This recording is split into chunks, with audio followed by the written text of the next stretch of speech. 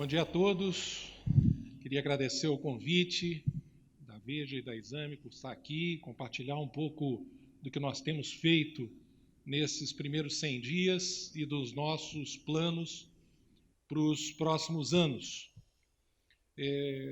Como os senhores sabem, nós fizemos uma grande integração de 4 ministérios que tinham seus processos, seus sistemas, sua cultura, seu direcionamento, e conseguimos fazer isso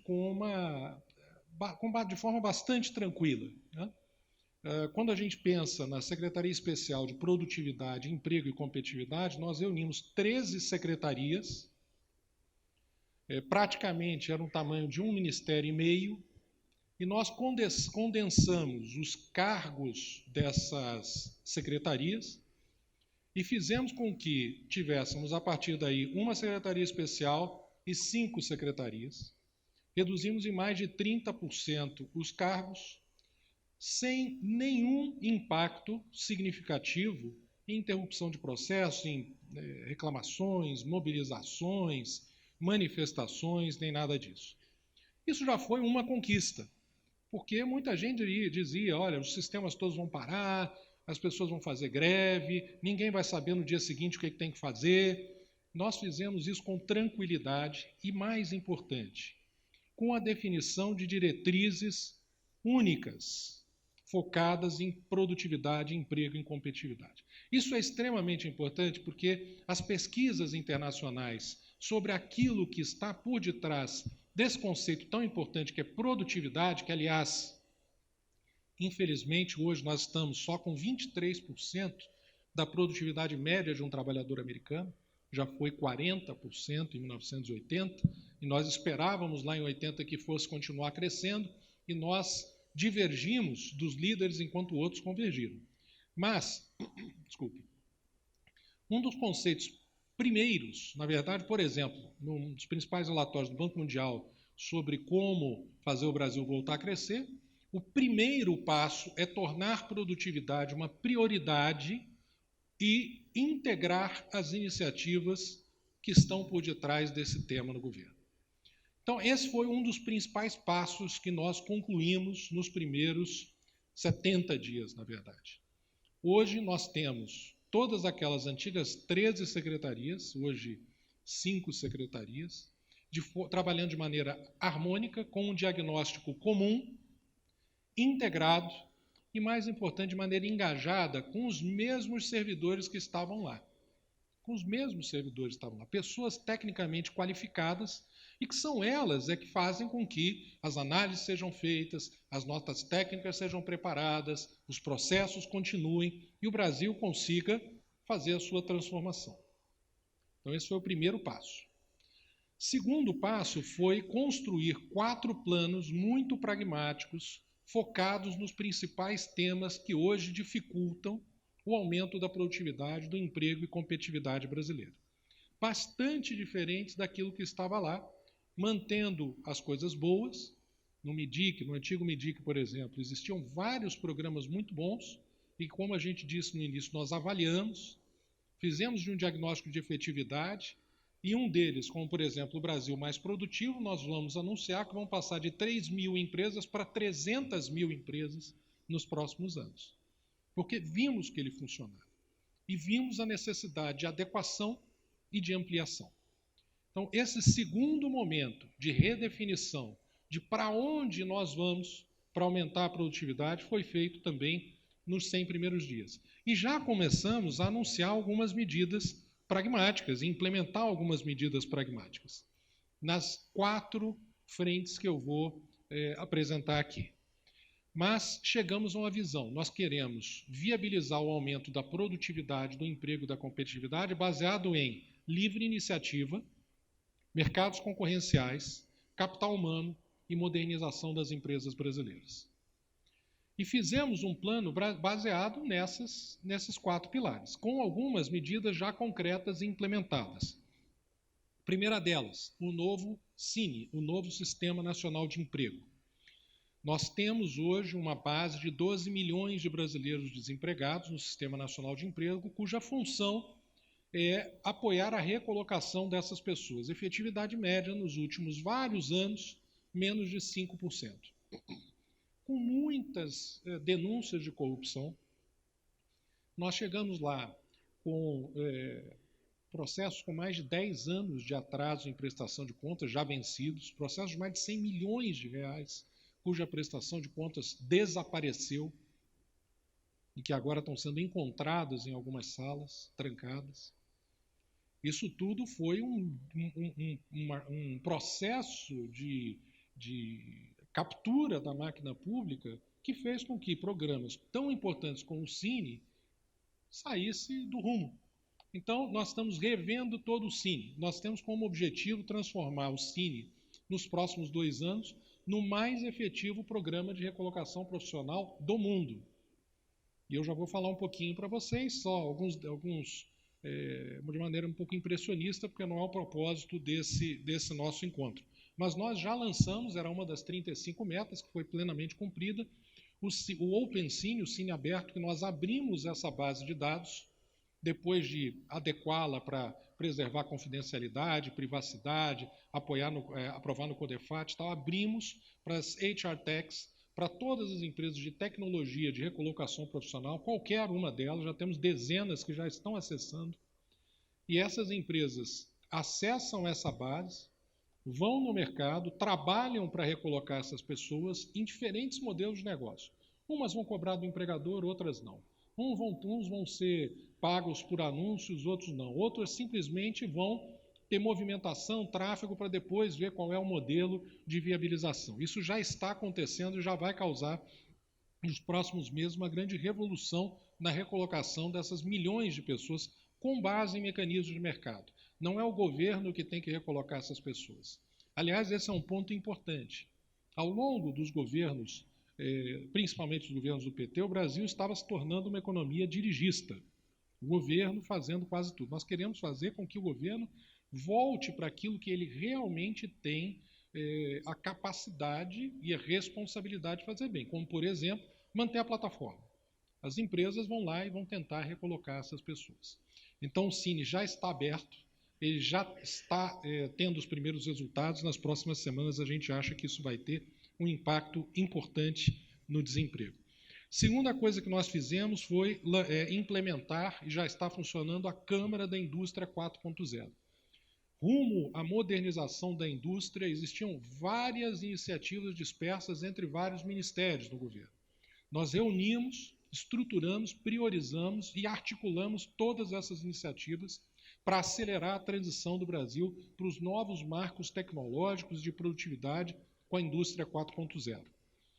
Terceira coisa que nós também implementamos são as chamadas mesas executivas, uma iniciativa que já está trazendo resultado. Implementamos inicialmente com 4 setores: indústria da construção, varejo, tecnologia de informação e indústria química que ainda não teve sua primeira reunião, as outras 3 já tiveram, cujo objetivo é acelerar a simplificação dos processos que atrapalham as empresas hoje, a partir da ótica das empresas, e fazer com que isso realmente funcione. Essas mesas executivas, elas têm esse nome porque elas são focadas em execução e não diagnóstico. Nós já temos diagnósticos sobrando, que foram sendo feitos, e muito bem feitos ao longo dos últimos governos, principalmente no último governo, só que o diagnóstico ele fica no vazio se ele não for implementado. As mesas executivas têm como função priorizar, ordenar no tempo e depois ter a cobrança da sociedade, a cobrança da transparência e da efetividade das transformações nos principais temas que afetam a competitividade desses segmentos. Isso já está funcionando.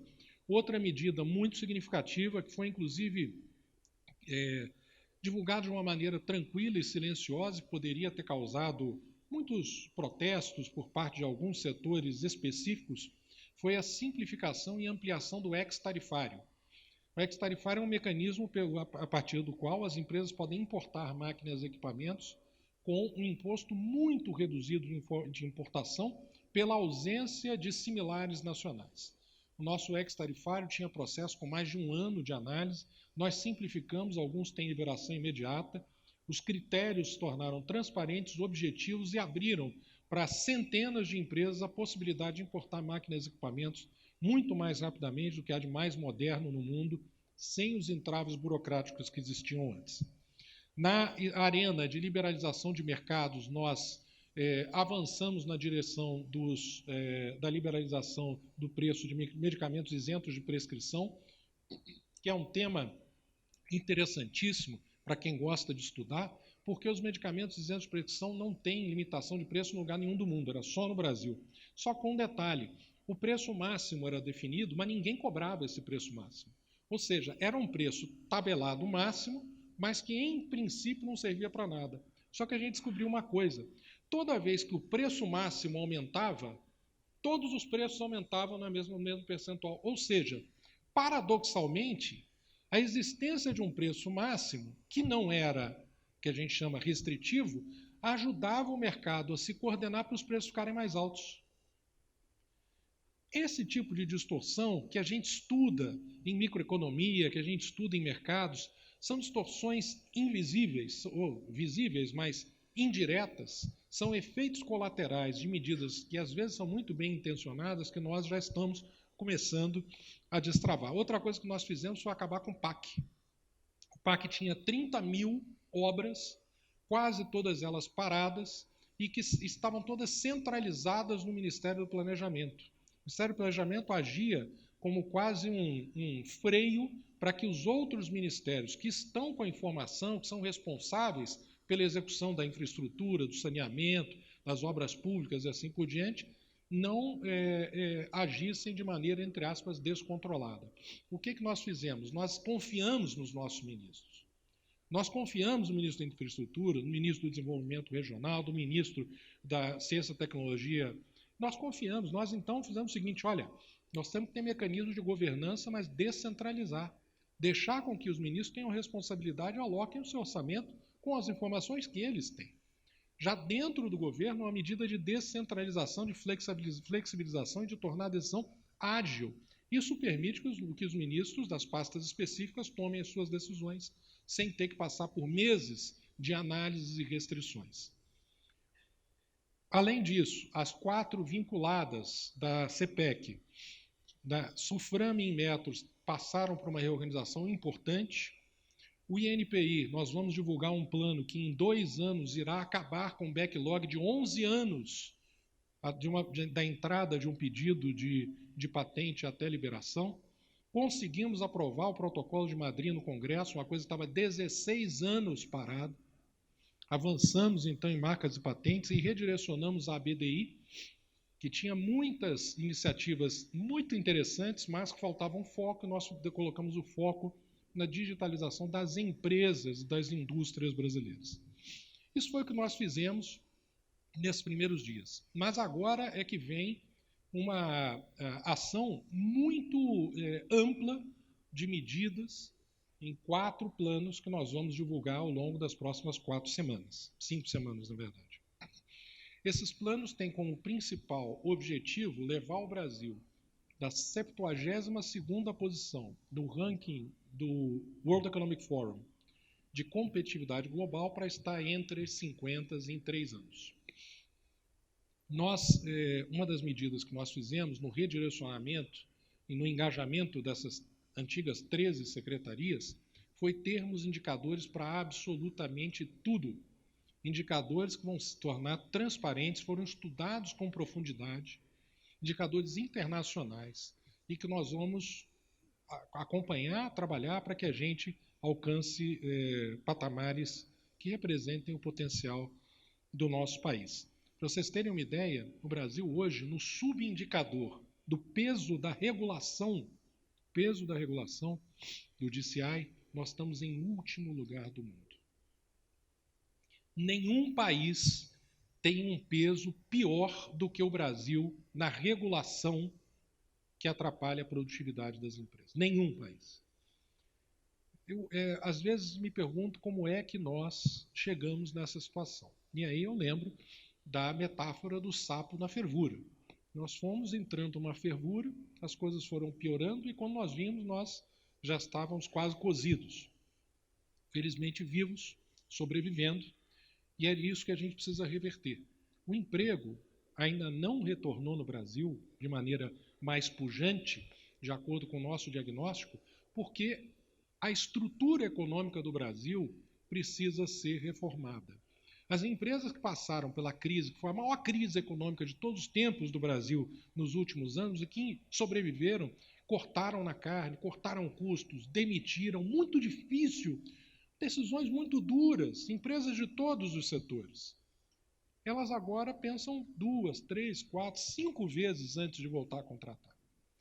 Elas querem ver medidas concretas, que é aquilo que nós já começamos a fazer e que vamos acelerar nas próximas semanas.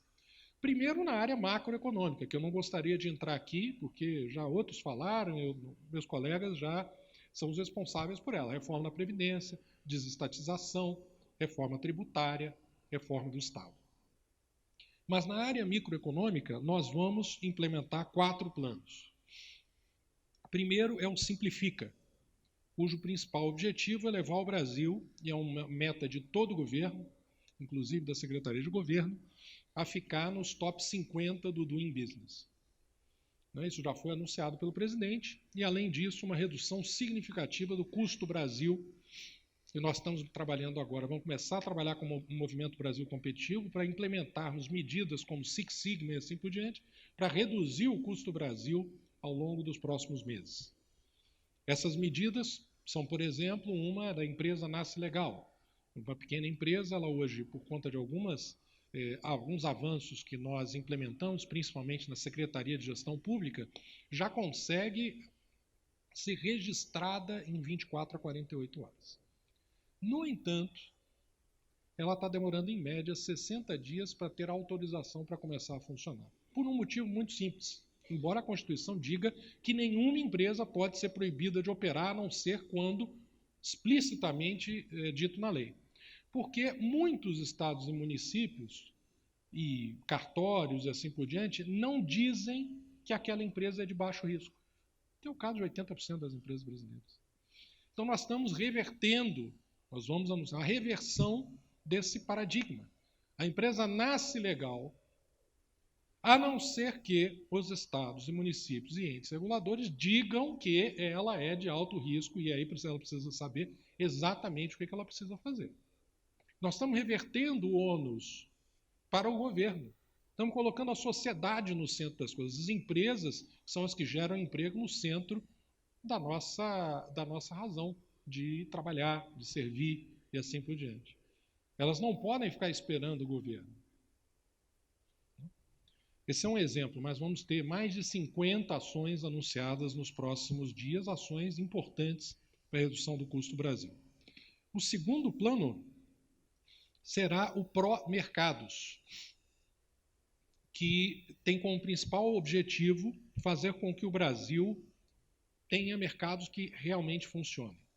Hoje, quase todos os mercados têm inúmeras regulações. Existe um outro ranking, que é o mais importante para o Pró-Mercados, que é o Product Market Regulation Index, da OCDE, que nós estamos em 44 de 47.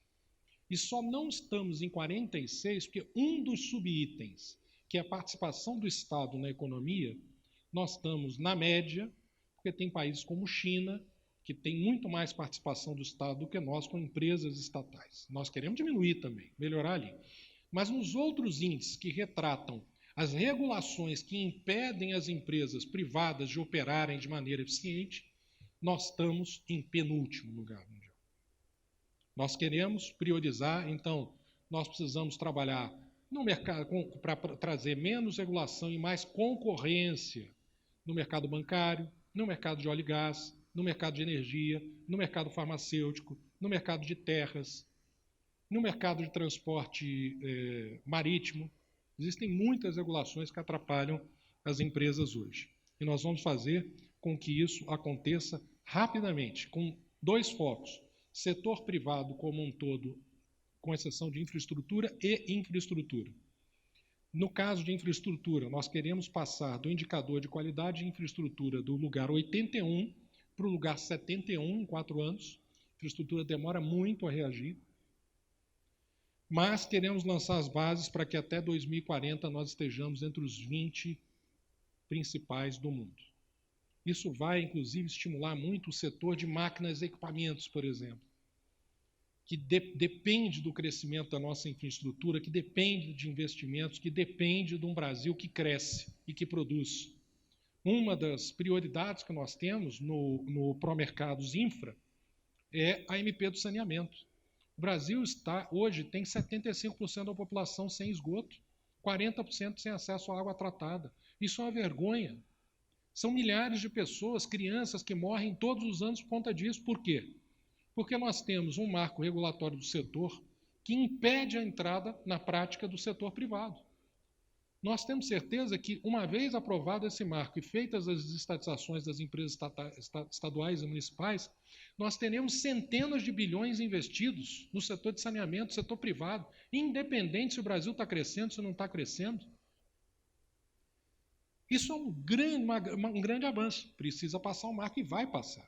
Que, aliás, estava conversando com o deputado Raul, estava conversando com outras pessoas antes de entrar aqui, e eu tenho certeza que o Brasil está num momento muito feliz, muito auspicioso da sua história, porque existe uma convergência de ideias no executivo, no legislativo, no judiciário, de que o Brasil precisa se reformar, de que o Brasil precisa ter mudanças que viabilizem a produtividade, que viabilizem o crescimento.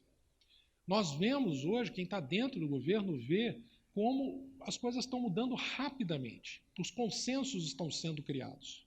Agora, sempre que nós temos grandes transformações, nós temos grandes debates, claro. Se nós estamos imobilizados, o debate é quase inexistente. Muita gente diz, o governo bate muito a cabeça. Não, o governo não bate a cabeça, nós temos debates. Temos debate dentro do governo, fora do governo, mas uma vez quando tomamos a decisão, nós persistimos, nós fazemos acontecer. Essa é a sociedade aberta que nós dizemos que o Popper sempre falava.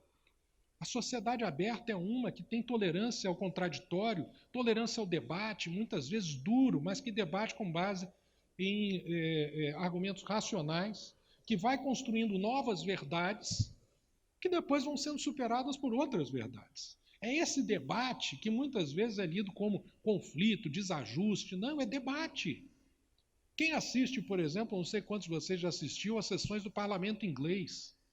Todo mundo grita, fala, levanta o lenço, coloca a mão assim. Esse é o debate, essa sociedade aberta acontecendo. O nosso Congresso hoje está trabalhando muito bem com base nisso. Está trabalhando conosco, só que não é instantâneo, é o contraditório, só que a convergência está acontecendo. E essa convergência positiva é o que nos faz ser muito otimistas em relação ao país.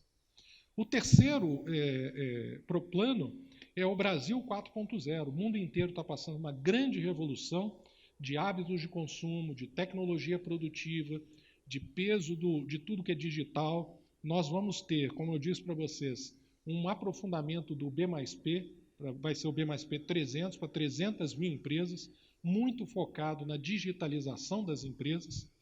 Nós vamos ter um plano de incentivo e apoio às startups. Estamos fechando o marco legal do empreendedorismo inovador junto com o MCT, com o qual a gente trabalha de maneira muito harmônica. E temos várias outras medidas para incentivar mais inovação dentro das empresas e digitalização que serão anunciados nas próximas semanas. E, por último, o Emprega Mais, talvez seja o plano que eu acho que é mais inovador internacionalmente, que começa com a abertura do Cine, mas depois da abertura do Cine, que nós temos certeza serão dezenas de HR Techs buscando endogenamente, empresas privadas, já tem um monte de garotada fazendo programação e tal para empregar a nossa massa de desempregados.